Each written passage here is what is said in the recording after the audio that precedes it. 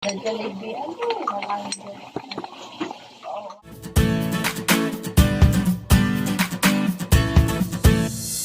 Good day guys and welcome back ulit sa aking channel. Panibagong araw, yes, panibagong video na naman ang i-share ko sa inyo. For this video guys, sa Honda XR125 ay nagkaroon ng problema sa kanyang makina. Sabi ni owner, ito daw ay nagkaroon ng ingay. At the same time, ito ay nagkaroon ng puting usok sa kanyang kanister. Pero ang pinaka-concern talaga ni Bossing guys ay ang pagkaroon ng puting usok sa kanyang kanister aside sa tunog na lumalabas sa kanyang makina. Siyempre guys, paanda rin natin para makita natin ang sitwasyon ng kanyang tambutso kung mayroon bang puting usok na lumalabas sa kanyang kanister. So, natin ang kanyang susi at pandaran natin.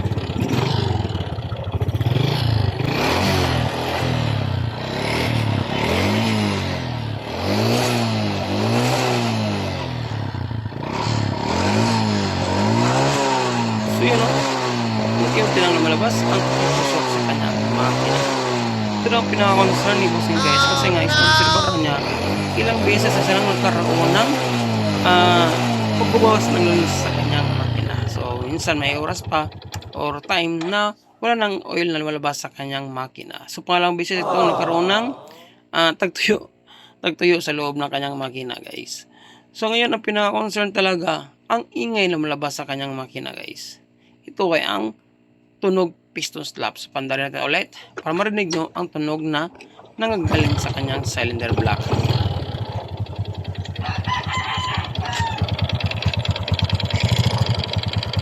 Yun, no? Yun po ay tunog na piston slap.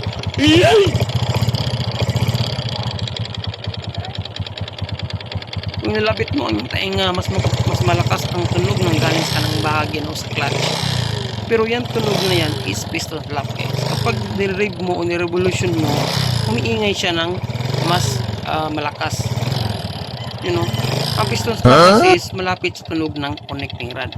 Pero kapag sanay ka na sa mga troubleshooting, lalo na sa ganitong ingay, makumpara mo na ang ingay ng connecting rod at saka piston slap. So ngayon, ang gagawin natin ay siyempre, babaklasin natin ang kanyang block at saka ang kanyang cylinder head. So patayin natin ang kanyang makina guys.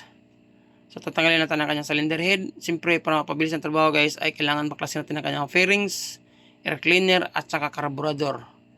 Siyempre, yung nakasay natin, mapabilis ang ating trabaho. Ay, siyempre, magic na natin.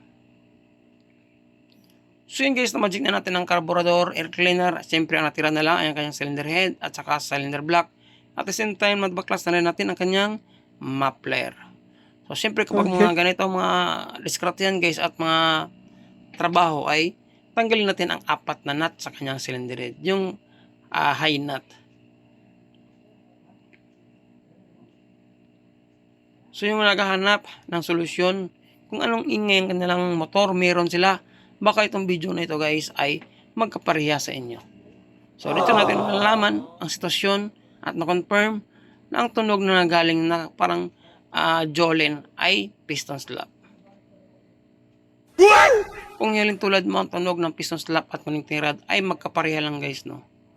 Pero kapag once na rebore na natin ang block, kasi ito yung pinaka the best na solusyon, ay ang pag-rebore ng ating block, doon mo na malalaman na piston slap lang talaga ang problema nyo kina once na ma-rebore na siya guys. Kasi yan ang po ang pinaka the best na solusyon para mawala yung ingay nagkaroon ng Jolene sa ating cylinder block. So kapag matanggal na natin center bolt ay automatic makita natin ang ating camshaft sprocket guys. So kapag ikaw hindi pa sanay, i-check mo na ang timing mark. So yun pong araw na yan po ang timing mark sa ating head. At the same time yung timing mark sa ating magneto. So dapat nagka-coincide yan. But is may guide kayo kung sakaling i-assemble nyo pabalik ang kanyang cylinder block at saka cylinder head guys. May panahon kasi na hindi mag-coincide yung timing at least makita nyo na yan po ang timing na before sa hindi nyo binaklas ang kanyang makina. So yan po ang kanyang timing mark. At the same time yan po ang timing mark. So ibig sabihin coincide ang timing ng kanyang makina. So next yung gawin is luwagan nyo ang 2 bolt sa kanyang camshaft sprocket. So siyempre kapag maluwag na ang 2 bolt ng kanyang sprocket, hindi niya basta-basta matatanggal once hindi nyo makukuha yung tensioner toser na nakalagay sa kanyang cylinder block. So kung mahirapan kayong luwagan yan, 2 bolt na yan, tanggalin nyo guys. Yung 2 bolt na yan, para automatic magkaroon na ng pagluwag sa ating timing chain at mabilis na ating pag-access sa pagsikwat ng kanyang timing chain guys na nakapatong sa kanyang camshaft sprocket. Siyempre, naluwagan ng 2 bolt, automatic, sisikwat na natin ang kanyang camshaft sprocket. Yun o, ganun lang po kadali ang diskarte kung paano tanggalin ang kanyang camshaft sprocket. So, siyempre, may 2 pang stud bolt na natira sa kanyang cylinder block guys. So, hindi natin tanggalin yan para mabunot natin ang kanyang cylinder head at ang kanyang cylinder block. Okay.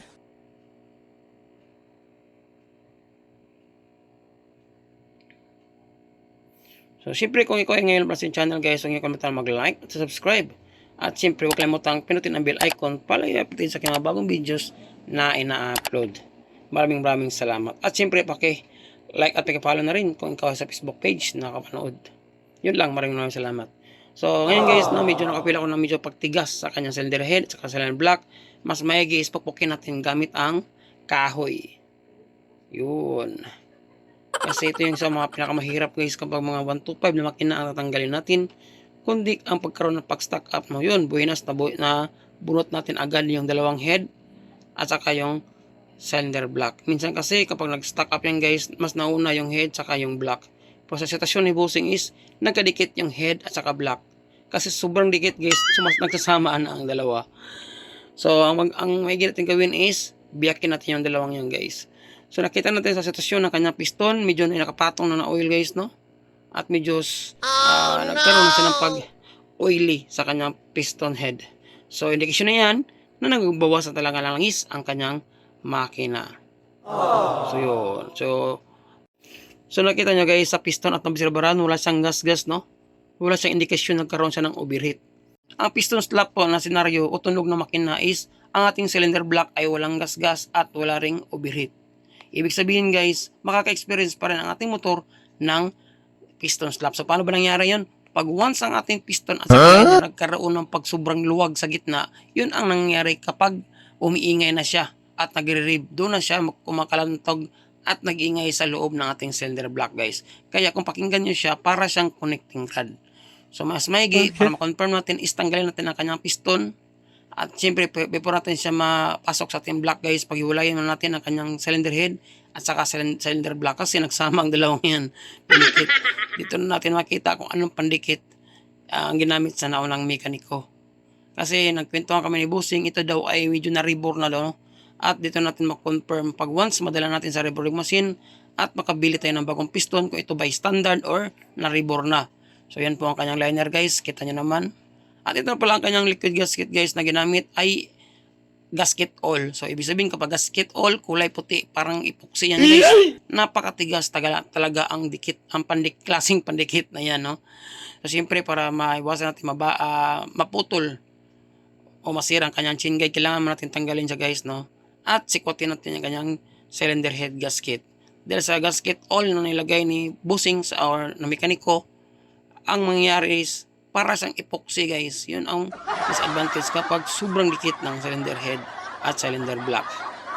So yun po ang ginamit niya, gasket oil. So yan po ang chain guide, safe na safe. At yun natin nabali. So check natin ang kanyang liner. So kung obserbaran nyo ang kanyang liner, wala kayong nakitang gas-gas. Pati na yung piston guys, wala kayong nakitang gas-gas. Pero nagkaroon pa rin siya ng ingay o kantog o lagutok sa kanyang cylinder block. Yun pa rin ang palatandaan na nagkaroon siya ng piston slap. Kung nagkaroon nito ng overheat o gas-gas sa kanyang cylinder block, magkakaroon pa rin yan ng tunog na piston slap guys. Wala pa rin kawala ang tunog ng piston slap once nagkaroon na siya ng pag-ublong o pagkaluwag sa ating block at saka piston sa loob ng liner. So mas maigi ipasok natin ang kanyang piston. At before mo natin ipasok guys, tanggalin mo natin ang kanyang pin. So siyempre guys, ito nagkukulay itim-itim na at oily ang kanyang combustion chamber. Palitan din natin ng bagong valve seal ang 2 yan, yung 2 valvula natin. So siyempre tanggalin natin ang kanyang piston rings at piston pin para may pasok na natin sa loob ng cylinder block ang kanyang piston. Siyempre, ibibigyan ko idea guys kung paano natin malaman kung ito ay nagkaroon na ng ingay sa loob ng ating cylinder block. kailangan tanggalin natin lahat ng piston ring at saka dalawang oil ring pala at saka oil skipper. So baka may magtanong kung anong solusyon dyan sa piston slap. Walang iba guys, kundi i-rebore lang natin siya. Yun lang po ang pinakalabis na solusyon. Aside sa rebore, is pwede nyo palitan ng bagong cylinder block at saka standard na piston at saka piston ring kung meron kayong budget. Pero kung wala po, yun yung siyang ipa-rebore guys. So ngayon ipasok na natin. So yun, nahulog na siya guys. Yun, napakaluwag na siya, no? So natural po na maluwag talaga ang ating block, ating piston sa loob ng block kasi sobrang gamit na ito. So nagkaroon na siya ng pag-init at pagkaroon ng pagluwag. Pero ang pinaka-problema nito guys, yung pinaka-part sa gitna na nagkaroon siya ng alog. So alugin natin. Pakinggan nyo guys. Maghanap tayo ng tamang posisyon para marinig nyo alog. Tok. Kapag ganyang ingay guys, no? Na parang tok sa loob ng block. Yan po ay piston, no? Mas lumalakas lang yan kapag nire-rev. Kapag nakababa yung silyador, medyo hindi siya masyadong maingay. Ang maririnig nyo na para siyang connecting rod. Pero kapag nire-rev ninyo, mas lalo siyang kumatatak-tak-tok. Ibig sabihin guys, maluwag po ang piston sa loob ng ating cylinder block. Lalo na ito ay na-rebore, no? May story na na-rebore. So possible ang kanyang motor ay nagkaroon ng pag-ublong sa kanyang liner. So i-check natin at check na yun kung mayroon bang malaking pagluwag. Ayan. Hanap na yun ng tamang pisto para sa sikat ng araw. Yun, sa bawang na part na yun guys, medyo makita may malakas-lakas na liwanag na naklasot sa kanyang piston. So alugin natin ulit guys, alugin natin ulit.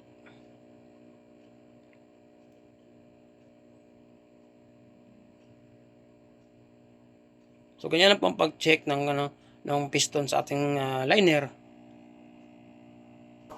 Yun, no? Taga-Kinsinas? Narinig mo yan, tunog na yun guys. Ay, 3. Tok. Palunga dong! Ay, musik. So yun, confirm guys, no, na yun talaga ang dahilan kung bakit nagkaroon ng ingay ang ating makina. Siyempre, i-double check na natin ang side plate ng ating connecting rod. Usually guys, kapag side plate, natural talaga yan sa ating motor. Pero kapag sobrang malaki yung side plate, may problema na rin ang ating connecting rod. Pero kung paano ba i-check ang connecting rod, dapat wala siyang up play guys. Ibig sabihin, walang clearance pataas ang ating connecting rod. Normal po ang side play, pero yung clearance pataas is abnormal na yon. I-double check lang natin guys ng maigi. Para magkakaroon din ng ideya si bossing kung sakaling pagkatapos ating ma-rebore ang kanyang motor ay hindi mawala-wala yung ingay, is nandun pa rin siya. Dapat bigyan natin siyang ideya kung mayroon ng problema kung connecting rod o wala. Okay.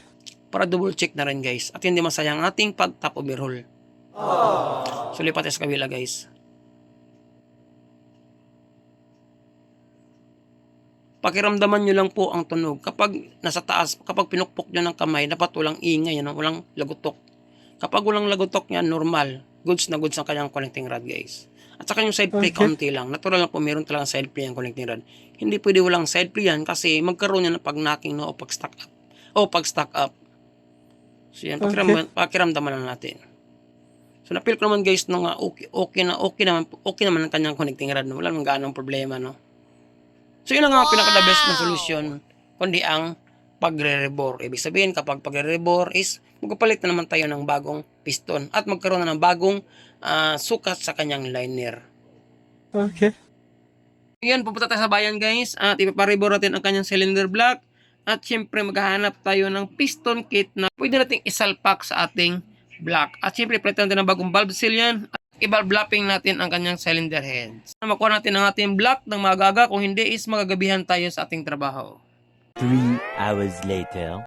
Wakas, nakuha din natin ating pinarebore sa halos 3 oras na inintay natin sa reboring machine guys, no? Kasi napaka-busy po talaga nung nagre-rebore. Sana guys, medyo nagabihan tayo. Dala na rin is sobrang busy ng pinarebura natin na machine shop. At the same time, tinanggal ko pa yung mga gasket sa kanyang block at saka sa kanyang makina. So, siyempre guys, i-practice mo natin trabaho. Ipakita ko sa inyo kung paano natin i-assemble ang ating mga piston rings. Sa ating piston is meron tayong 4 na piston rings, including na panglima ang ating oil skipper, no? Isang oil skipper o wave na ring, dalawang oil ring na manipis, at dalawang compression ring. Siyempre kapag naka-assemble tayo ng piston guys, piston kit pala, natin i-assemble ang kanyang wave o expander ring, no? So ang ring end gap niya guys ay dapat nasa pin, no? Piston pin na position. So depende na rin sa inyo kung saan nyo siya ilagay. As long as hindi makatabi ang lahat ng mga ring end gap guys. Next ay ang ating oil ring, no? Sa pinakaunang bahagi na layer ng ating piston. So ang kanto naman niya o ring end gap ay nalagay ko sa kanto ng sa piston pin. Okay. So yun. So ang next, ito ang pangalawa nating oil ring. Sa ibabaw naman bahagi ng ating expander ring. So dyan naman ilagay sa kabilang kanto ng ating piston pin. So ang purpose guys ay para hindi magkadikit sila, no? At hindi basta-basta makapenetrate yung oil sa ating combustion chamber. Mas maigi is malayo ang kanilang ring end gap, no? Yun. Okay. Basta double check na lang guys na hindi lumalabas yung ring natin para hindi maputol pagpasok natin sa ating liner. Next, ang ating palang unang compression ring, kulay itim. Mayroong number yan, o letra, no? Dapat nakaposition yan sa itaas. Yun, o, yung letra yan guys. So pinili kong itim kasi ito yung nakasanayan ko, at the same time is medyo makapal yung kulay itim. At nasa ibabang malakas na pressure guys, no? At hindi basta-basta makapenetrate ang ating oil na nangagaling sa ating makina. So ang kanyang ring end gap guys ay nasa gitna, ano? Yo, nasa gitna. Depende na sa taas o sa baba nyo ilagay. So next naman ang ating pangalawang compression ring o top compression ring, yung kulay puti. Siyempre, yung letra is nasa taas pa rin naka-position guys, o number na makita nyo sa kanyang piston ring end gap. Yung hindi makita guys, no? Pero ox lang, yung importante is malagay nyo sa ibabaw yung kanyang numero o letra. So ang kanyang ring end gap naman ay nakaposisyon sa itaas, yung may IN. So yung may IN, kung makita kayo niyan is, yan po ay intake position ng ating piston. Nasa taas na position ng ating balbalo. Halimbawa boss, Lods, idol, walang IN, dot lang arrow. Siyempre guys, sa exhaust yan, no? Tandaan nyo, exhaust po kapag dot or arrow ang makita natin sa ating piston. So kapag IN naman nasa ibabaw yan, ibig sabihin intake.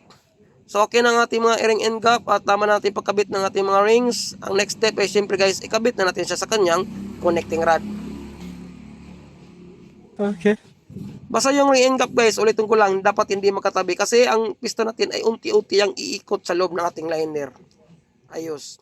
So tapos na natin mga symbol ng ating piston ring sa ating piston. So ilagay na natin ang ating piston sa kanyang connecting rod. So huwag nyo kalimutan guys na distansya yung mga ring end gap, no? Para maiwasan natin magkaroon ng pagdikit sa kanila. Kasi once na dumikit ang ating mga piston ring, possible magkukos ito ng oil leakage sa ating combustion chamber at magkaroon ng puting usok possible sa ating combustion guys. Maaaring magiging backjob ang ating trabaho guys kung sakaling didikit ang ating ring end gap sa ating piston. So ganun lang po ang tips at advice ko guys, lalo na sa mga baguhan at nagpaplano mag-DIY sa kanilang motor. So huwag kalimutang ilagay yung dalawang lock guys, sa both ends may lock yan o piston retainer lock. Napaka-importante po talaga na huwag natin kalimutan lagyan din na ng oil o lubrication ang ating piston every time tayo nag-assemble ng block at saka piston para mabilis at smooth ang pagpasok ng ating piston sa ating cylinder block. Lalo na ito ay rebore guys, no? So possible is medyo may konting higpit ang ating piston sa ating liner. So yun, mas maigi is lagyan natin kaunting basahan para maiwasan natin na lumipad ang ating lock. Kahit gaano pa tayo expert sa sitwasyon na yan guys, mas maigi lagyan din natin ng basahan for sure na hindi tayo magkaroon ng problema in case na nilipad yung lock sa ating makina o papasok sa loob ng ating makina. So lagyan natin ulit ng oil guys for sure talaga na magkaroon talaga ng mabilis na pagpasok sa ating cylinder block. Mas maigi na rin maraming oil kaysa counting oil. Total, atin naman ipapunasan yan pagkatapos natin mapasok sa kanyang cylinder block. So next step natin gawin guys ay ilagay na natin ang kanyang base gasket, no? Ang base gasket na nilagay natin ay original guys. Ang advantage po ng original na base gasket, kahit gaano pa kahigpit o katigas ang pag-lock natin sa ating apat na nut, sa ating cylinder head, ay di basta-basta magkaroon ng expand o mapupunit ang ating gasket sa ating base gasket. Usually kasi kapag mga lokal o class A na mga base gasket, kadalasan nangyayari guys ay nag-i-expand yan. Whereas kung original natin yung gamit ay hindi basta-basta nagkaroon ng pag-expand yan guys. Yan po ang advantage kapag original ang ating base gasket na ikakabit. Siyempre napakamura lang po ng ating base gasket. Yan po nakahalaga ng 30 pesos lang no. At mabibili natin yan sa mga original parts na nagtitinda tulad ng mga Dismark guys no. Sa Dismark ko yan binili mismo yung base gasket na yan. So next ating gawin ay ilagay na natin ang ating piston sa ating cylinder block guys. So basta yung guide ng mga piston ring ingap guys, huwag niyong kalimutan na nakadistansya yan. Tapos yung dalawang lock ng ating piston pin, double check nyo rin no kung nasa tamang position ba. Kasi napaka-importante po talaga na yung lock guys, ulitin ko lang. Kasi maka-experience din tayo ng mga minsan at tayo ay nakasunod sa ibang trabaho ng mekaniko na nakalimutan ilagay yung lock. Possible maaaring masira ang ating liner guys or magkaroon ng blow by no o loose compression sa ating cylinder block. Kasi malaking disgrasya po kapag nalimutan natin ilagay yung dalawang piston lock sa ating piston pin. So Okay. advice ko lang po sa inyo guys, lalo na sa mga nabaguhan pa lang at nagpaplano mag-DIY na ayusin ang kanilang motor. Lalagay naman ng piston at saka sa ating block guys, kapag na-feel nyo medyo mahigpit yung pagpasok, huwag nyong pilitin no at i-double check nyo mga bawat piston ring guys. Possible kasi may ibang ring na luluwa sa kanilang paglalagyan para maiwasan natin na magkaroon ng problema o komplikasyon. Kung sakaling pilitin natin ipasok yung piston sa ating liner, i-check lang natin ang ring guys. Possible mapuputulan tayo ng piston ring once na pinilit natin ipasok. Baka kasi mayroong mga piston rings na lumundag guys at hindi natin makikita. Yan lang po ang advice ko guys, lalo na sa mga nagpaplanong mag-DIY at nagpaplanong at sumubok mag-ayos ng kanilang motor guys. So nakita nyo naman guys no, yan po ang itsura ng ating liner pagkatapos natin siyang maribor. Hindi ko man napakita sa inyo ang itsura ng kalubloban ng ating block. Ang importante nakita nyo naman sa ibabaw na narebor natin ang ating cylinder block. Dala na rin na medyo gabi na rin natin na-assemble ang kanyang motor guys. At medyo pagod na rin ako no. Kaya nakalimutan ko i-video yung kalubloban ng ating liner pagkatapos natin siyang rebor. Ang importante is nasilip nyo naman sa taas na bahagi. So ikot-ikotin lang natin ang ating piston guys sa ating block para makita natin na smooth ang iyang pagbaba at pagtaas no. Kasi kapag medyo may katigasan yan, possible yung piston ring is lumulundag. Possible din kapag lumulundag sa ating liner, mapuputol po siya. Yan po ang tatandaan kapag smooth ang pagtaas at pagbaba ng ating piston ay naipasok natin ng tama ang ating piston ring na ikinabit sa ating piston. Wow! Ayos. Siyempre guys, before natin i-install yung cylinder head, ay ipapakita ko naman sa inyo ang ating kung paano natin ginrind at valve lapping ang ating valvula. Sa pag-valve lap nating valvula is dalawa ang ating gamiting grinding compound, yung coarse at saka fine. Coarse muna natin gamitin sapagkat ito ay kailangan una nating ilapat sa ating valvula kasi maraming mga matitigas na carbon sa ating valve set, sa ating valvula. So yun muna ang unahin natin coarse. Pag malinis na ang ating unang gamit na coarse, ay siyempre next nating gamitin is ang fine para sa pinali ng ating surface ng ating valve set o sa ating valve stem o sa ating valvula.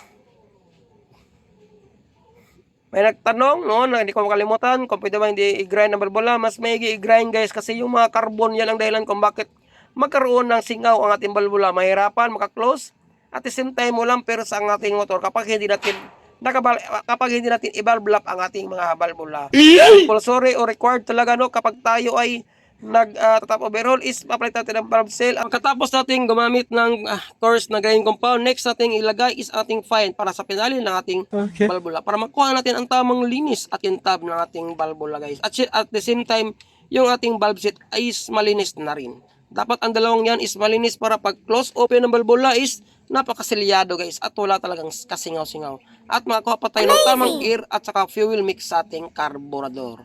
Yan po ang benepisyo ng pagbabalve lap sa ating cylinder head. Kung wala kayong barina na pang valve lap guys, ox lang kahit rubber.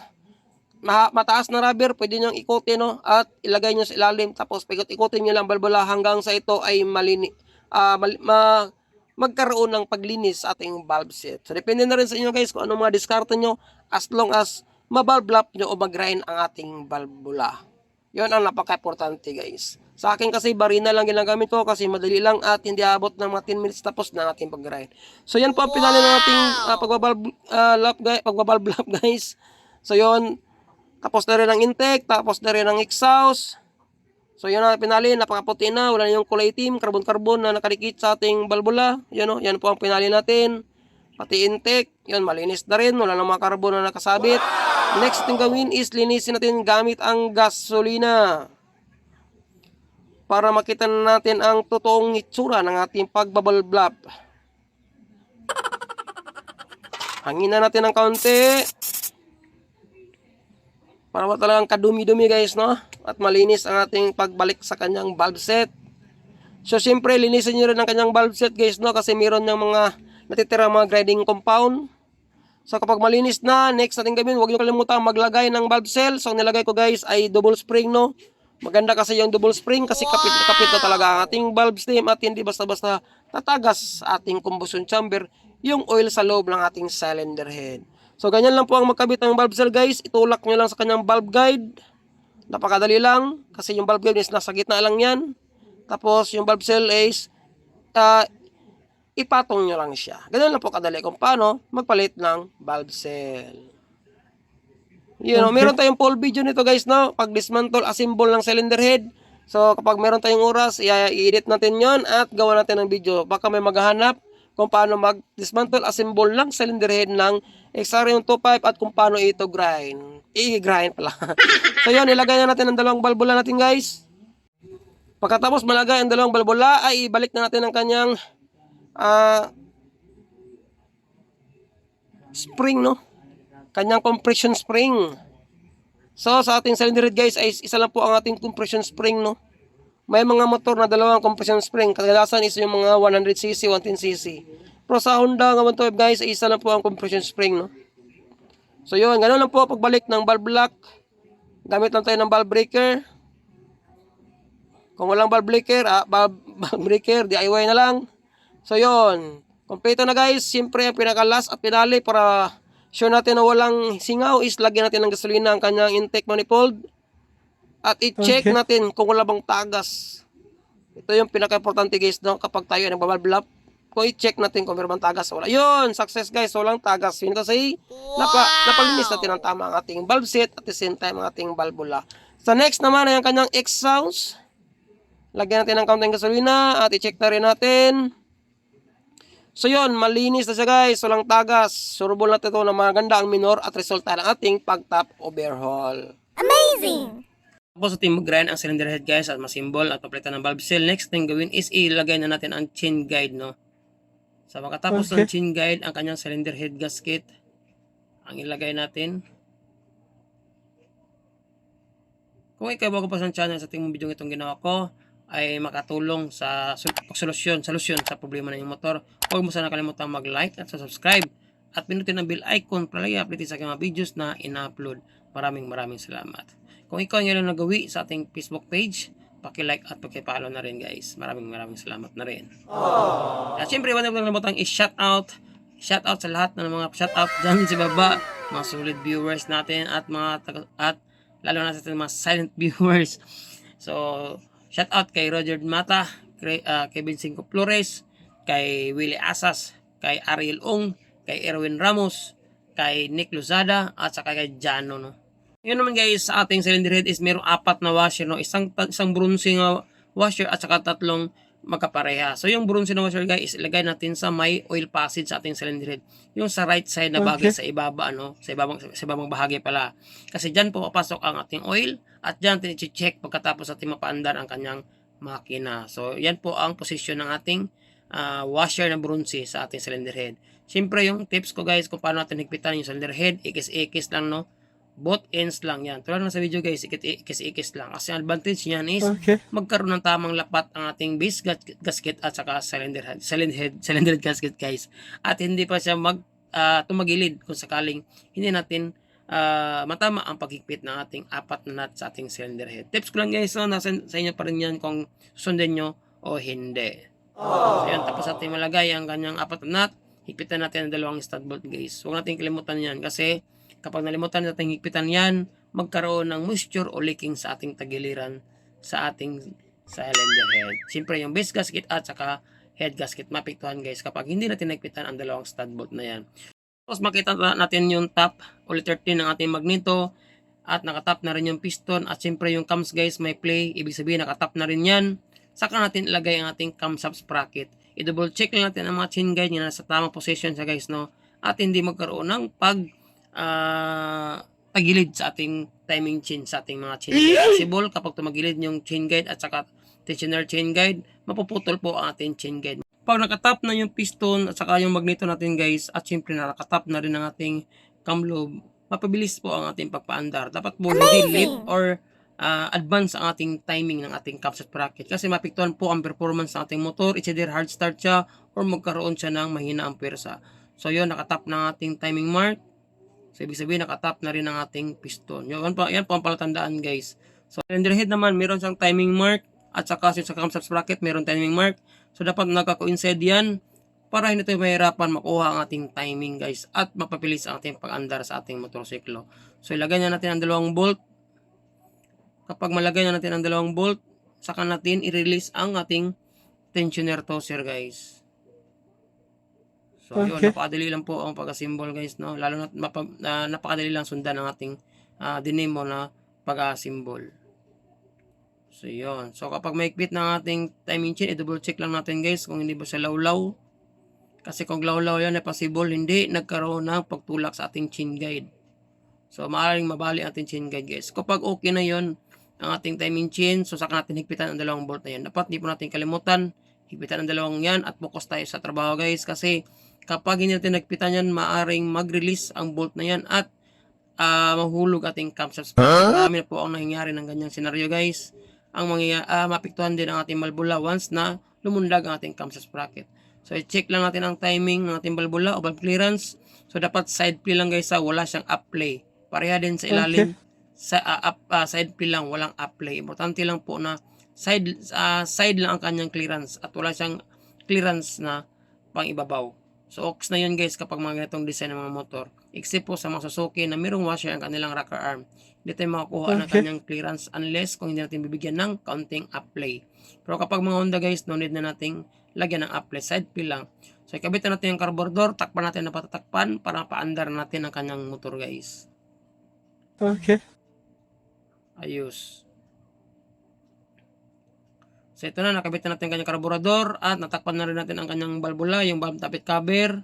So ang pinaka next natin gawin is i-check natin ang compression guys. Dapat may hangin o pressure na labas dyan para ma-make sure natin na okay ang ating pagkabit ng piston at saka yung pag-timing ng ating balbula is nagka-coincide. So ilagay na natin ang kanyang spark plug since okay na yung compression. So loose thread na pala yung spark plug guys, no? At na-convert na ito ng malaki. So D8A na ang kanyang spark plug guys. So yan po ang segunda ng standard spark plug ng mga XR125 kapag i-ay na oversize na. So check natin maya ang kanyang pump guys, oil pump na galing sa baba kung mayroon bang oil passes sa pasok sa ating cylinder head. So on natin ang kanyang susi. At ito na yung time na paandarin natin siya. Yun, nakaon na, ilan na umilaw ng kanyang neutral at paandarin natin guys. Ayun, paandar na siya, no? So paandarin natin ulit guys kasi mababa yung minor.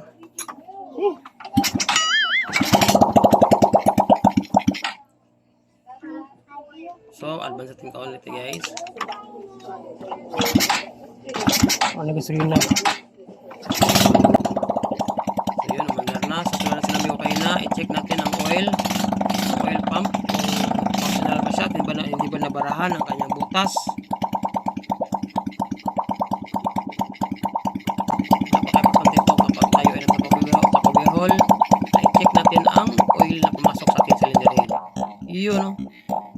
Ang lakas ng tagas guys, ibig sabihin is functional ang kanyang bomba at hindi nabarahan. Pagkatapos ating malinis ang kanyang makina. So every time tayo nagtatap overall guys, make sure talaga na workable ang ating oil pump sa ating cylinder head. Kasi kapag hindi yan o nabarahan yan, masisira po ang ating rocker arm at saka camshaft. So off na siya guys. Ngayon ang next natin gawin is siyempre ikabit na natin ang kanyang sa air cleaner, ang kanyang muffler, para marinig na natin ang ating pinali ng trabaho kung naging okay ba ang ating pagtap overhaul at pagparibor. Kung nawala na ba yung ingay na parang tunog piston slap, na parang tumataging ting, tunog jolen. Para rin naman sa inyo guys, ang tunog ng kanyang makina nang hindi pa ito natin naparibor o nabaklas. Ayan po tunog ng kanyang makina guys, pakinggan nyo.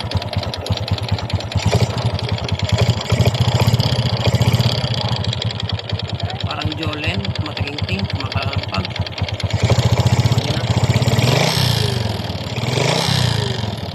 Ayan po ang makina niya nang hindi pa ito nabaklas at naparibor. Okay yung tunog. Guys, pagkatapos natin siyang maparibor at mapalitan ng piston, pakinggan nyo kung mayroon magbabago. Tanda rin natin.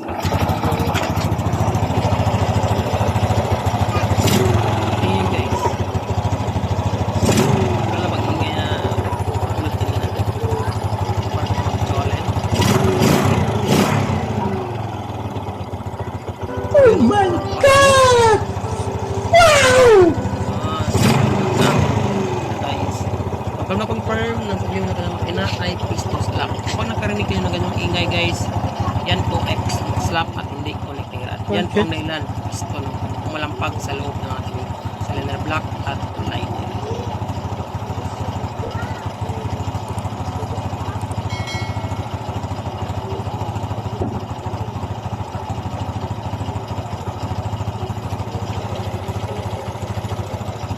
Yung usap na yan guys, yan po ay oil no, o crudo na ginamit ng reboring machine para sa pag-rebore natin. Okay. Yan lang guys, sa araw na ito no, maraming salamat. Sana magtunan kayo. See you sa aking next video. Ride safe. God bless. Ayos.